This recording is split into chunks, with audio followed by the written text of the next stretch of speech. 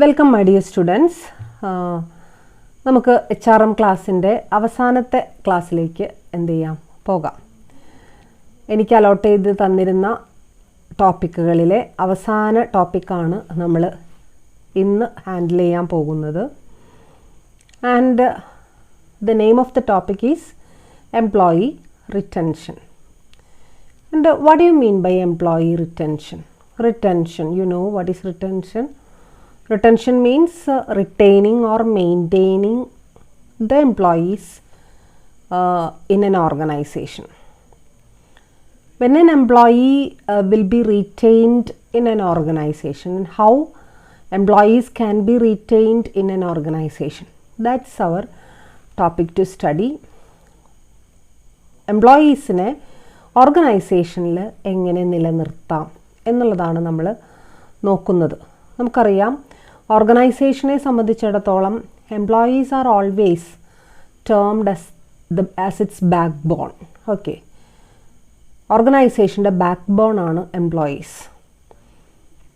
And ഒരു പുതിയ employee ഓർഗനൈസേഷനിലേക്ക് വരുന്നു, വേണ്ട ട്രെയിനിങ് ഓർഗനൈസേഷൻ കൊടുക്കുന്നു, ഓർഗനൈസേഷനെ കുറിച്ച് അവർ വെൽ നോളജ്ഡ് ആവുന്നു. At the same time they are also fluent or affluent in their work also, and they have acquired the full knowledge how to perform their own work most effectively and efficiently. Then after that we should see that they are performing their work and they are enjoying their work, and they are also capable of performing it in an effective manner, in an efficient manner, and no one can be substituted to that employee. And for that, to maintain that status, we have to spend some money, or we have to spend some time, and at the same time we have to spend our effort for that particular purpose. And ആ എംപ്ലോയിയെ സംബന്ധിച്ചിടത്തോളം പിന്നീട് ആ organisation വിട്ട് പോകാനായിട്ട് എന്ത് ചെയ്യരുത്, തോന്നരുത്. അത്രയ്ക്കും വെല്ലായിട്ടുള്ളൊരു അറ്റ്മോസ്ഫിയർ ആയിരിക്കണം, ഒരു ഓർഗനൈസേഷൻ പാറ്റേൺ ആയിരിക്കണം, ഒരു വർക്ക് എൻവയോൺമെൻ്റ് ആയിരിക്കണം എവിടെ ഉണ്ടായിരിക്കേണ്ടത്, ഓർഗനൈസേഷനിൽ ഉണ്ടായിരിക്കേണ്ടത്. Okay, so that is employee retention. എത്രത്തോളം ഓർഗനൈസേഷനിൽ നിലനിൽക്കാനായിട്ട് എംപ്ലോയീസ് ഇഷ്ടപ്പെടുന്നു, വിട്ടുപോവാതെ ഇരിക്കാനായിട്ട് ആഗ്രഹിക്കുന്നു, ദാറ്റ് ഈസ് എംപ്ലോയി റിറ്റൻഷൻ. അത് വെറുതെ ഒരു സുപ്രഭാതത്തിൽ ഉണ്ടാവുന്നൊരു സംഭവമല്ല. അതിനുവേണ്ടി ഓർഗനൈസേഷൻ്റെ ഭാഗത്തു നിന്നും തീർച്ചയായിട്ടും എന്ത് വേണം, അവരതിനു വേണ്ടി സമയം മെനക്കെടുത്തണം, അറ്റ് ദ സെയിം ടൈം പൈസ ചിലവാക്കണം, വേണ്ടതായിട്ടുള്ള ട്രെയിനിങ് കൊടുക്കാൻ, നോളജ് കൊടുക്കാൻ, അല്ലേ, ഒരു വർക്ക് എങ്ങനെ നന്നായിട്ട് പെർഫോം ചെയ്യണം എന്നുള്ളത് അയാളെ മനസ്സിലാക്കി കൊടുക്കാൻ, ആ ഒരു ഓർഗനൈസേഷനോട് ഇഷ്ടം തോന്നാൻ, ഒരു പോസിറ്റീവ് മൈൻഡ് തോന്നാൻ, ഒരു മോട്ടിവേഷൻ ഫീലിംഗ് തോന്നാൻ, ഇതിനൊക്കെ ആവശ്യത്തിന് സമയം ചെലവഴിച്ചെങ്കിൽ മാത്രമേ എന്ത് ചെയ്യുള്ളൂ, സാധിക്കുള്ളൂ. ഇതിനൊക്കെ വേണ്ടിയിട്ട് എടുക്കുന്ന ഒരു എഫേർട്ടിനെയും ടൈമിനെയും ഒരു അതിന് വേണ്ട കോസ്റ്റിനെയും ഒക്കെ കൂടി ചേർത്തിട്ട് നമ്മൾ വിളിക്കുന്ന പേരാണ് എന്ത്, employee retention. Okay, and now we can see a definition for employee retention, and this definition is given by business dictionary, and it's a definition taken from business dictionary. And according to business dictionary, employee retention refers to an effort by a business to maintain a work environment which support current staff in remaining with the company. Refers to of a positive and motivated employees is very important for the organization's well-being and it increases the morale. Okay, that's the definition given by Business Dictionary. So it's an effort taken by the business. This employee retention is an effort taken from the part of business and not from the part of employees. Employees have a slight role in employees retention, but at the same time the major role is played by the organization. So it's an organization effort, or it's an effort by a business to maintain a workforce.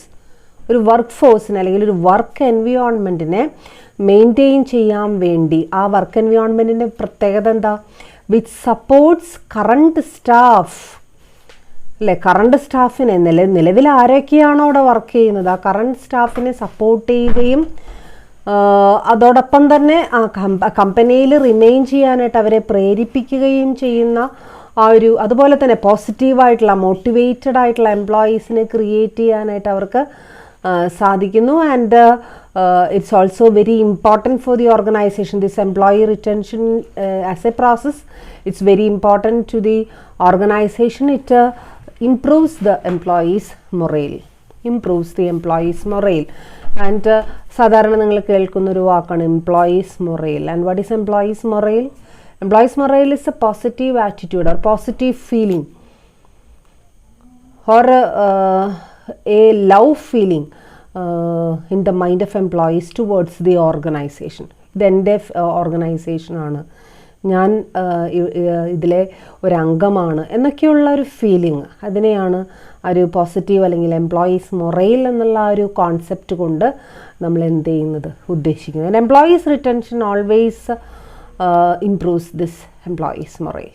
Okay, so that's the definition, and we can see that why this employees retention is very important for an organization. Why it is important, and what all things have to be taken care of for this employee retention. And the first one is recruitment enhancement. Recruitment enhancement, and you see that this employees retention, it should be started at the time of recruitment itself. Recruitment in the samayathe thanne adu thodangana, and you have studied an important principle, that principle of early start. Always all things, all the important things should begin in an early stage itself. അല്ലേ? ഇപ്പം നമ്മുടെ life എടുത്ത് നോക്കിക്കഴിഞ്ഞാൽ ചില നല്ല കാര്യങ്ങളൊക്കെ പഠിക്കണം, ചെറുപ്പത്തിലേ പഠിക്കണമെന്ന് നമ്മൾ പറയും. അല്ലാതെ വളരെ ലേറ്റായിട്ട് കുറേ കാലം കഴിഞ്ഞിട്ട് പഠിക്കാൻ നിന്ന് കഴിഞ്ഞാൽ നമുക്ക് പഠിക്കാൻ പറ്റില്ല. അതുതന്നെയാണ് ഈ എംപ്ലോയീസ് റിറ്റൻഷൻ എന്ന് പറയുന്നത്. നമ്മൾ എവിടെ നിന്ന് സ്റ്റാർട്ട് ചെയ്തിരിക്കണം? റിക്രൂട്ട്മെൻറ്റിൻ്റെ സമയത്ത് തന്നെ സ്റ്റാർട്ട് ചെയ്തിരിക്കേണ്ട ഒരു സംഭവമാണ് അല്ലേ? റിക്രൂട്ട്മെൻറ്റിന് ശേഷം നമ്മളത് ഒരു 2 കൊല്ലം കഴിഞ്ഞിട്ട് മതി, അല്ലെങ്കിൽ ഒരു 5 കൊല്ലം കഴിഞ്ഞിട്ട് മതി എന്ന് ഒരിക്കലും നമ്മൾ തെറ്റിദ്ധരിക്കരുത്. So recruitment should be designed, the recruitment processes should be designed keeping in mind that the selected employees should be retained in our organization. And the next one is that employees turnover management. This employees retention, or the efforts taken by the organization for employees retention, it's an important method for employees turnover management. And you know what is employees turnover? Employees turnover is employees turnover rate is the rate at which the employees are leaving the organization. The number of employees are leaving the organization and new employees are appointed at their place. That's the employees turnover rate, and this rate should be kept at an optimum level. Otherwise it will be unfavorable to the organization. So that for keeping this employees turnover rate at an optimum level, this employees retention process is very important. Otherwise frequently the employees in our organization will leave the organization, and we have to appoint new employees, and we have to appoint capable employees at their place. So it will be a difficult task to the organization. And at the same time, their time, their precious time, and their money, and all these things have to be spent for all these matters. അതും വലിയൊരു പ്രശ്നമാണ്. So employees turn over management ചെയ്യാൻ പറ്റുന്ന ഒരു പ്രധാനപ്പെട്ട ഒരു വഴിയാണ് employees retention എന്ന് പറയുന്നത്. And next one, production and productivity maintenance. Production as well as productivity, and what's the difference between these two words, production and productivity? Production means it can be counted, it can be measured in number of units. Okay, always the units of production, 100 units of material A, material B, 1000 units, that's production. And what do you mean by productivity? Productivity means the capacity of laborers as well as machinery to produce different types of goods, or to produce a particular product or service. All these can be termed as productivity. Okay, so this production as well as productivity, it can be improved with the help of employees retention. Okay, production ആയാലും productivity ആയാലും എന്ത് ചെയ്യാനായിട്ട് സാധിക്കും? അത് improve ചെയ്യാനായിട്ട് നമുക്ക് സാധിക്കും അല്ലേ? ചിലപ്പോൾ വളരെ ഒരു 50% കപ്പാസിറ്റിയോടുകൂടി വന്നൊരു വ്യക്തിയായിരിക്കാം. അയാളെ ട്രെയിൻ ചെയ്ത് നമുക്ക് എന്ത് ചെയ്യാനായിട്ട് സാധിക്കും? ആ ഒരു കപ്പാസിറ്റി അല്ലെങ്കിൽ ആ ഒരു പ്രൊഡക്ടിവിറ്റി നമുക്ക് എന്ത് ചെയ്യാൻ പറ്റും? ഇമ്പ്രൂവ് ചെയ്യാനായിട്ട് സാധിക്കും. Automatically the productivity is improved, the production will also be improved. So that's also an important thing. That's employees റിട്ടൻഷന്. നമുക്കറിയാമല്ലോ, ഇപ്പോൾ ഒരു കൊല്ലം വർക്ക് ചെയ്തു, നമ്മൾ ജോലി ചെയ്തു, അതിനേക്കാളും ബെറ്ററായിട്ട് നമുക്ക് 2 കൊല്ലത്തിന് ശേഷം എന്ത് ചെയ്യാൻ പറ്റും? വർക്ക് ചെയ്യാനായിട്ട് സാധിക്കും. Because we got that much experience in the same field, and we are getting specialized in that particular field. Okay, so that's also an important thing. And next one, cost efficient ആയിട്ട്, cost effective ആയിട്ട് നമുക്ക് കാര്യങ്ങൾ ചെയ്യാനായിട്ട് സാധിക്കും അല്ലേ? If we are spending 1000 rupees for a laborer and he is producing only 100 units, at the same time, after giving him training and after giving him an appropriate work environment, he is more motivated, as well as he got such a positive mentality towards the organization as well as towards the work. Then his production can be increased, and it can be 200 units or 300 units. Then when comparing with the first situation, you know that the second situation is more cost effective അല്ലേ? അതായത് 1000 രൂപ spend ചെയ്തു, 100 unit ഉണ്ടാക്കുന്നു. Same ആളെ തന്നെ 1000 രൂപ spend ചെയ്തിട്ടൊരു 200 unit അയാൾക്ക് ഉണ്ടാക്കാൻ പറ്റിക്കഴിഞ്ഞാൽ എവിടെയാണ് ബെറ്റർ സിറ്റുവേഷൻ ഏതാ? അല്ലെങ്കിൽ ഏതാണ് കൂടുതൽ കോസ്റ്റ് എഫക്റ്റീവായിട്ട് വരുന്നത്? Second situation. അവിടെ അയാൾക്ക് വേറൊന്നും നമ്മൾ ചെയ്യുന്നില്ല, അയാളൊന്നും കൂടി ഒന്ന് മോട്ടിവേറ്റ് ചെയ്ത് അയാൾക്ക് വേണ്ട കുറച്ചും കൂടി ജോയസ് ആയിട്ടുള്ള, കുറച്ചും കൂടി പ്ലഷർഫുള്ളായിട്ടുള്ളൊരു അറ്റ്മോസ്ഫിയർ നമ്മൾ അയാൾക്ക് കൊടുത്തു കഴിഞ്ഞാൽ അയാൾ ബെറ്ററായിട്ട് എന്ത് ചെയ്യും? വർക്ക് ചെയ്യും. So in that sense it's cost effective. And next one, it increases the morale of the employees. It is increased, and employees who enjoy what they do and the atmosphere which they work are more likely to remain employed with their organization over a long period of time, and they will always prefer to stick on to the same organization for a longer period of time. That's the essence of this employees retention. If the employees have a feeling to do their job in a particular organization for a longer period of time, that can be termed as employees retention. Okay, so that's also an important thing, and that matter should also be considered. Okay, we should see that an organization is always they are at the safe zone if the employees are always retained in the organization. Sometimes they have to suffer great losses due to employees' dissatisfactions. So, ഓർഗനൈസേഷനെ സംബന്ധിച്ചിടത്തോളം എപ്പോഴും നല്ലത് എംപ്ലോയീസിനെ എന്ത് ചെയ്യുന്നതാണ്, retain ചെയ്യുന്നതാണ്.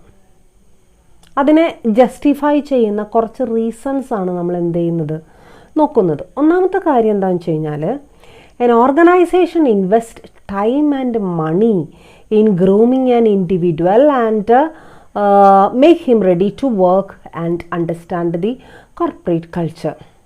It's a very important thing. For every employees, for every new employees, newly appointed employees, the organization is taking that much money and taking that much effort to get them acquainted with or to give them the necessary knowledge about the organization and about that corporate culture, about the culture of the organization. They are spending money and they are spending their effort. So, they should be capable to retain their employees in the organization. Otherwise, all these steps taken by the organization is a big failure. അതാവാൻ പാടില്ല, അങ്ങനൊരു ഫെയിലിയറിലേക്ക് വരാൻ പാടില്ല. അതിന് പകരം എന്തുണ്ടായിരിക്കണം, തീർച്ചയായും നമ്മൾ ഇത്രത്തോളം പൈസ സ്പെൻഡ് ചെയ്യണു, ഇത്രത്തോളം ടൈം നമ്മൾ സ്പെൻഡ് ചെയ്യണു, തീർച്ചയായിട്ടും എന്ത് ചെയ്യാൻ പറ്റണം, നമുക്ക് എംപ്ലോയീസിനെ പിടിച്ചു നിർത്താൻ നമുക്ക് സാധിച്ചിരിക്കണം. അവരൊരു ലോങ്ങർ നമ്മൾ അപ്പോയിൻ്റ് ചെയ്യുന്നുണ്ടെങ്കിൽ, അതാണ് നേരത്തെ നമ്മൾ പറഞ്ഞത്, റിക്രൂട്ട്മെൻറ്റിൻ്റെ സമയത്ത് തന്നെ ശ്രദ്ധിക്കണം. എല്ലാം കഴിഞ്ഞിട്ട് നമ്മൾ അവർ എന്തിനേലും ഇപ്പോൾ തൽക്കാലം ചേരട്ടെ, ജോയിൻ ചെയ്യട്ടെ, നമുക്ക് അതിന് ശേഷം അവരെ നന്നാക്കി എടുക്കാം എന്നൊരിക്കലും ചിന്തിക്കരുത്. റിക്രൂട്ട് ചെയ്യുന്ന സമയത്ത് തന്നെ അത്യാവശ്യം നമ്മുടെ മനസ്സിൽ കേപ്പബിൾ ആണ് എന്ന് തോന്നുന്ന ആൾക്കാരെ വേണം നമ്മൾ എന്ത് ചെയ്യാൻ വേണ്ടിയിട്ട്, സെലക്ട് ചെയ്യാനായിട്ട് വേണ്ടിയിട്ട്. സോ തീർച്ചയായിട്ടും നമ്മൾ സ്പെൻഡ് ചെയ്യുന്ന ടൈം, നമ്മൾ സ്പെൻഡ് ചെയ്യുന്ന മണി, അതിനൊരു ഉത്തരം നമുക്ക് എന്ത് ചെയ്യും, കിട്ടും. Second one, an employee who resigns from the present organization may join the competitors' organization. So it is a challenging atmosphere. That is, നമ്മുടെ അടുത്ത് നിന്നും റിസൈൻ ചെയ്ത് പോകുന്ന വെച്ചാൽ നമ്മളൊക്കെ അവരെ റിട്ടൈൻ ചെയ്യാൻ പറ്റിയില്ല എന്നർത്ഥം. നമ്മളെ ലീവ് ചെയ്ത് പോകുന്ന, നമ്മുടെ ഓർഗനൈസേഷനിൽ നിന്നും റിസൈൻ വാങ്ങിച്ച് പോകുന്ന ആൾക്കാർ ചിലപ്പോൾ ചെന്ന് ചേരാൻ പോകുന്നത് നമ്മുടെ കോമ്പറ്റീറ്റേഴ്സിൻ്റെ അടുത്തായിരിക്കും. നമ്മളെ സംബന്ധിച്ചിടത്തോളം അത് വലിയൊരു വെല്ലുവിളിയായിട്ട് മാറാൻ സാധ്യതയുണ്ട്. And he know some of the secret knowledges of our organization. Maybe these secret informations may be shared with the competitors. Then അത് നമുക്കൊരു ചലഞ്ചാണ്. And the next one is that it is essential for the organization to retain the valuable employees due to their contributions and due to their capabilities. അല്ല, എപ്പോഴും valuable ആയിട്ടുള്ള എംപ്ലോയീസിനെ നമ്മൾ keep ചെയ്യണം. അവരൊരിക്കലും നമ്മൾ എന്ത് ചെയ്യാൻ പാടില്ല, ആരാണ് valuable employees? Valuable employees are those persons or those employees who have so many potentials. നല്ല കഴിവുള്ള, നല്ല രീതിയിൽ വർക്ക് ചെയ്യാനായിട്ട് കഴിയുന്ന എംപ്ലോയീസിനെ നമ്മൾ വിട്ട് കളയരുത്. അവരെ എങ്ങനെയെങ്കിലും നമ്മൾ എന്ത് ചെയ്യണം, പിടിച്ചു നിർത്തണം. ചിലപ്പോൾ കുറച്ച് കോസ്റ്റ് കൂടുതലായിരിക്കാം, നമ്മൾ അവർക്ക് വേണ്ടി സ്പെൻഡ് ചെയ്യുന്ന പൈസ കൂടുതലായിരിക്കാം. പൈസ എന്ന് പറയുമ്പോൾ അവർക്ക് അത്യാവശ്യം ചിലപ്പോൾ ഒരു ഹയർ സാലറി നമ്മൾ എന്ത് ചെയ്യേണ്ടി വരും, കൊടുക്കേണ്ടി വരും. എങ്കിലും അയാൾ കേപ്പബിൾ ആണെങ്കിൽ അയാളെ പിടിച്ചു നിർത്താനായിട്ട് നമുക്ക് എന്ത് ചെയ്തിരിക്കണം, സാധിച്ചിരിക്കണം. And next one, the employees working for a longer period of time are more familiar with the company's policies, guidelines and thus they adjust better. അല്ലേ, എപ്പോഴും എംപ്ലോയി മെയിൻ്റനൻസ് വേണം അല്ലെങ്കിൽ എംപ്ലോയീസ് റിറ്റൻഷൻ വേണമെന്ന് പറയാൻ വേറൊരു കാരണം കൂടിയുണ്ട്. കാരണം എത്രമാത്രം എംപ്ലോയീസ് കൂടുതൽ കാലം ഒരു ഓർഗനൈസേഷനിൽ വർക്ക് ചെയ്യുന്നു, അത്രത്തോളം ആ ഓർഗനൈസേഷനോട് അവരെന്ത് ചെയ്യും, അടുപ്പം കാണിക്കും. നമുക്കറിയാം, ഇപ്പോൾ ഒരു 10 വർഷം ഒരു ഓർഗനൈസേഷനിൽ വർക്ക് ചെയ്ത ആളേക്കാൾ തീർത്തും എന്താ പറയുക, അപരിചിതരാണ് പുതിയതായിട്ട് വരുന്ന ആൾക്കാർ. പുതിയ ആൾക്കാർ എത്രത്തോളം ഒരു ഓർഗനൈസേഷനോട് പോസിറ്റീവായിട്ടുള്ളൊരു അടുപ്പം കാണിക്കുമെന്ന് നമുക്ക് പറയാനായിട്ട് സാധിക്കില്ല, അല്ലേ? അപ്പോൾ പരിചയം കൂടും തോറും തീർച്ചയായിട്ടും അതാണ് നേരത്തെ പറഞ്ഞ പോലെ എംപ്ലോയീസ് റിട്ടൻഷൻ്റെ ഒരു എസെൻഷ്യൽ ആയിട്ടുള്ള പാർട്ട് എന്ന് പറയുന്നത് അതാണ്. ഫോർ എ ലോങ് പീരീഡ് അവരെ കൊണ്ട് വർക്ക് ചെയ്യിപ്പിക്കണം നമ്മൾ, അതിനുള്ളൊരു അവസരം നമ്മൾ അവർക്ക് കൊടുക്കണം. അപ്പോൾ മാത്രമാണ് നമ്മളോട് അല്ലെങ്കിൽ ആ ഓർഗനൈസേഷനോട് ഒരു സ്നേഹവും ഇഷ്ടവും അടുപ്പവും ഒക്കെ അവർക്ക് എന്ത് ചെയ്യുള്ളൂ, ഫീൽ ചെയ്യുള്ളൂ. And next reason is that hiring is not an easy process. Hiring എന്ന് പറയുന്നത് ഒരിക്കലും ഈസി ആയിട്ടുള്ളൊരു പ്രോസസ്സല്ല. പലപ്പോഴും സ്വന്തമായിട്ട് എംപ്ലോയീസ് നമുക്ക് ഇല്ല എന്നുണ്ടെങ്കിൽ നമ്മൾ എന്തിനെക്കുറിച്ച് ചിന്തിക്കേണ്ടി വരും? ഹയറിങ്ങിനെ കുറിച്ച് ചിന്തിക്കേണ്ടി വരും, അല്ലേ? നല്ല എംപ്ലോയീസിനെ അറ്റ്ലീസ്റ്റ് അവരെ അവരുടെ സേവനം നമ്മൾ ഫീസ് കൊടുത്ത് വാങ്ങിക്കുന്നതിന് തുല്യമാണ്. അങ്ങനെ ഹയർ ചെയ്തുകൊണ്ട് നമ്മൾ പണി എടുത്തു കഴിഞ്ഞാൽ അത് അത്രയ്ക്ക് അങ്ങോട്ട് നമ്മുടെ എംപ്ലോയീസ് ചെയ്യുന്ന ആ ഒരു ലെവലിലേക്ക് എന്ത് ചെയ്യില്ല, വരില്ല. എത്ര നല്ല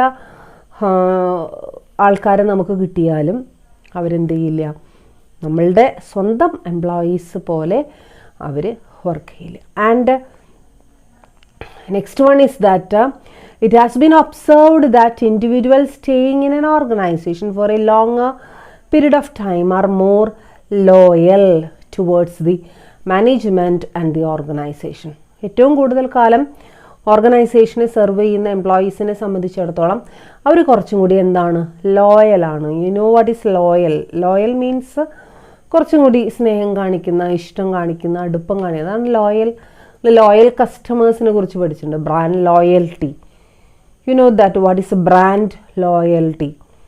എന്ത് പ്രതിസന്ധി ഘട്ടങ്ങളുണ്ടായാലും ഒരു ബ്രാൻഡ് തന്നെ വാങ്ങിക്കുന്ന ഒരു ഇഷ്ടം, അതിനെയാണ് ബ്രാൻഡ് ലോയൽറ്റി എന്ന് പറയുന്നത്. അതുപോലെ തന്നെ ഇവിടെ ലോയൽ എംപ്ലോയീസിനെ, ലോയലായിട്ട് നിൽക്കുന്ന, എത്ര പ്രതിസന്ധികളുണ്ടായിരിക്കും, ചിലപ്പോൾ സമരങ്ങളുണ്ടായിരിക്കാം, ചിലപ്പോൾ സാലറി വളരെ ചില പ്രത്യേക സന്ദർഭങ്ങളിൽ കുറഞ്ഞു പോയിട്ടുണ്ടാവും, ചിലപ്പോൾ വേറെ എന്തെങ്കിലും പ്രതിസന്ധി ഘട്ടങ്ങളിലൂടെ കടന്നു പോകേണ്ടതായിട്ട് വരാം. എന്തുണ്ടായാലും ആ ഓർഗനൈസേഷനിൽ തന്നെ എംപ്ലോയീസായിട്ട് വർക്ക് ചെയ്യുന്ന, അതിനോട് ഇഷ്ടം കാണിക്കുന്ന ആ ഒരു രീതി, അതാണ് അങ്ങനെയുള്ള എംപ്ലോയീസിനെ വിളിക്കുന്ന പേരാണ് എന്ത്,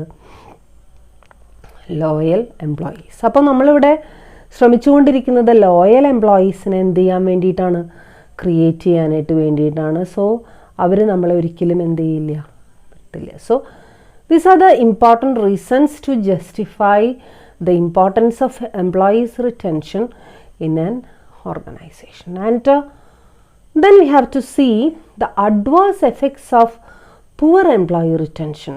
There are some നമുക്ക് വേണ്ട, ആവശ്യമില്ലെങ്കിൽ നമുക്കത് വിട്ട് കളയാം, അല്ലെങ്കിൽ നമുക്കത് വേണ്ടാന്ന് വെക്കാം എന്നൊരിക്കലും പറയാനായിട്ട് സാധിക്കില്ല. Because there are some adverse effects of poor employee retention.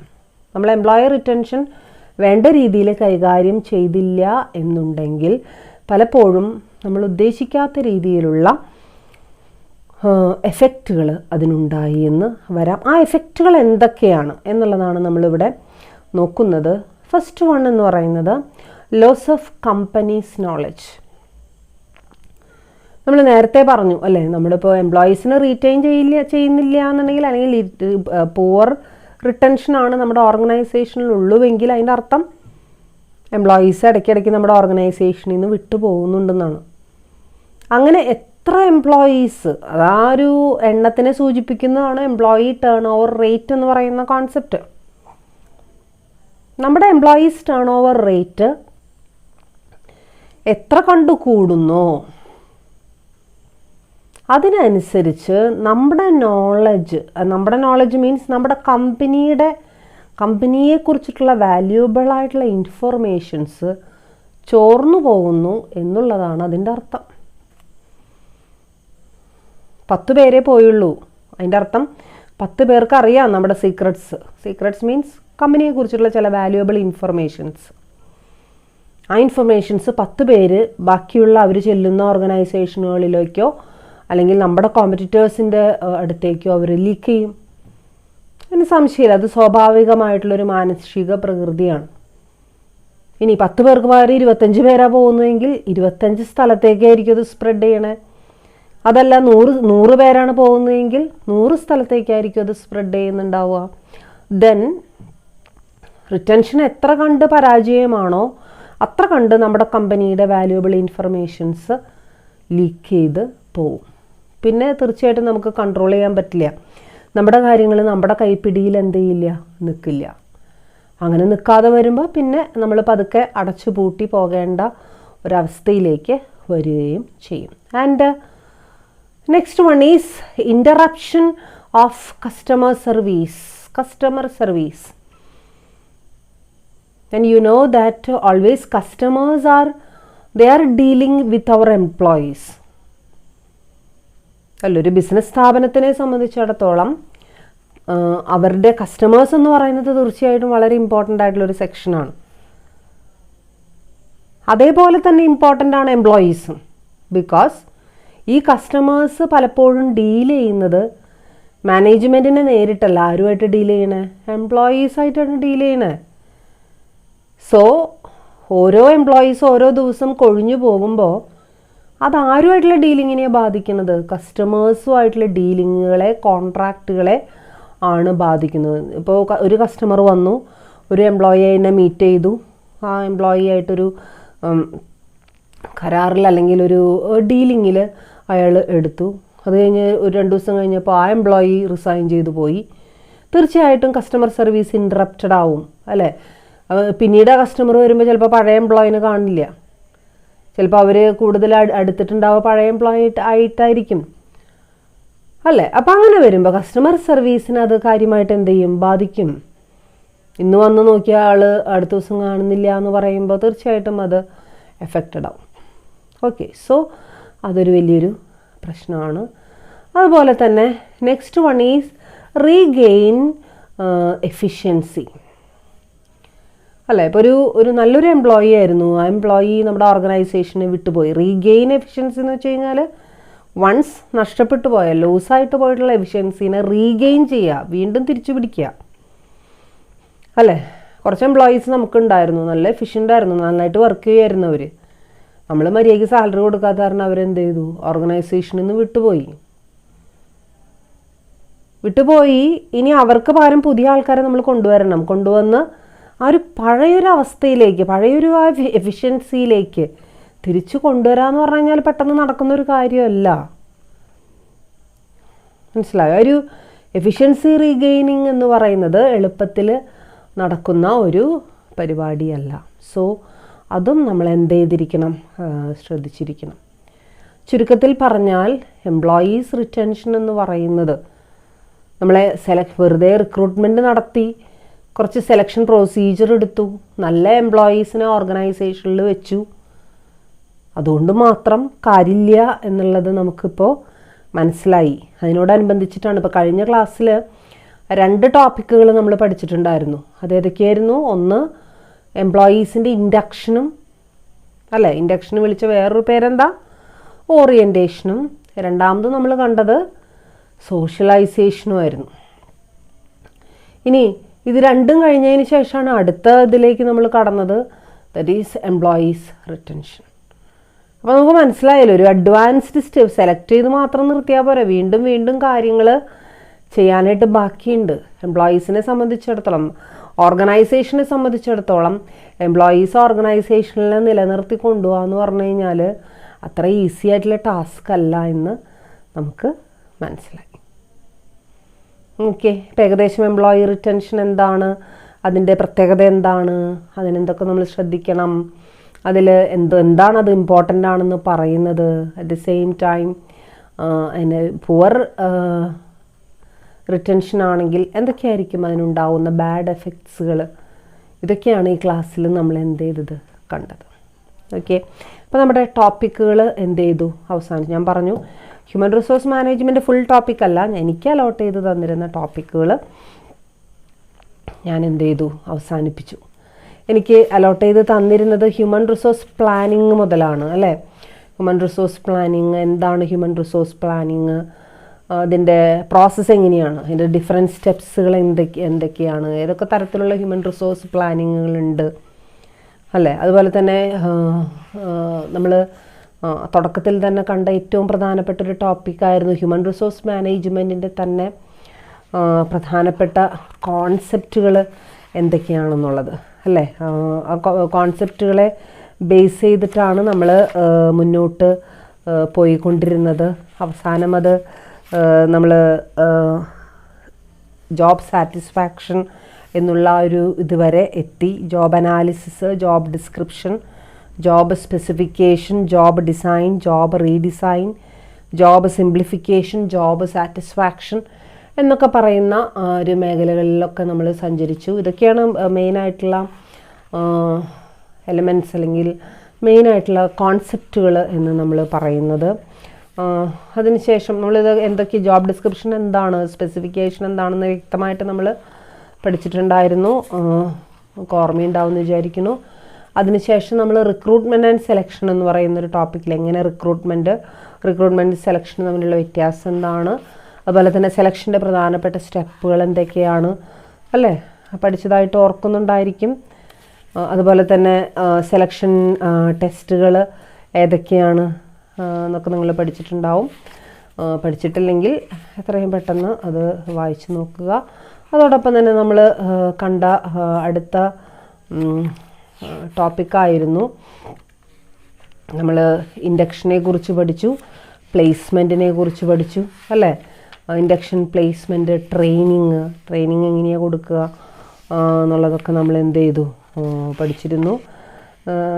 അതിന് ശേഷമാണ് നമ്മൾ എന്തിലേക്ക് പോയത്, നമ്മുടെ സെലക്ഷന് ശേഷം വരുന്ന പ്രധാനപ്പെട്ട സംഭവങ്ങളായിട്ടുള്ള ഈ ഒരു എന്താ പറയുക നമ്മുടെ ഇൻഡക്ഷൻ, അതുപോലെ സോഷ്യലൈസേഷൻ, അതോടൊപ്പം തന്നെ നമ്മുടെ അവസാനം പഠിച്ച ടോപ്പിക്കായിട്ടുള്ള ജോബ് റിട്ടൻഷൻ, ഇതിലേക്ക് നമ്മൾ എന്ത് ചെയ്തത് പോയത്.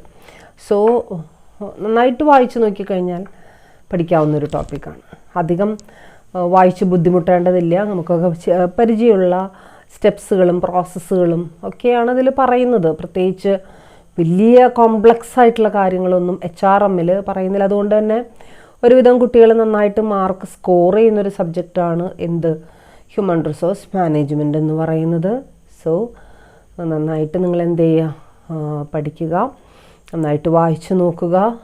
സ്റ്റെപ്സുകളും അതിൻ്റെ പോയിൻറ്റ്സുകളും ഒക്കെ അങ്ങനെ കൺഫ്യൂസിങ് ആവുന്ന പോയിൻറ്റുകളൊന്നുമില്ല. എല്ലാത്തിനും അതിൻ്റേതായിട്ടുള്ള പെക്യൂലിയർ ആയിട്ടുള്ള യൂണീക്കായിട്ടുള്ള പോയിൻറ്റ്സുകളാണ് എല്ലാത്തിനും ഉള്ളത്. സോ അതിൽ പേടിക്കേണ്ടതായിട്ടില്ല. തെറ്റിപ്പോവോ, പോയിൻ്റ് പഠിച്ചാൽ തെറ്റിപ്പോവോ എന്നൊന്നും പേടിക്കേണ്ട കാര്യമില്ല.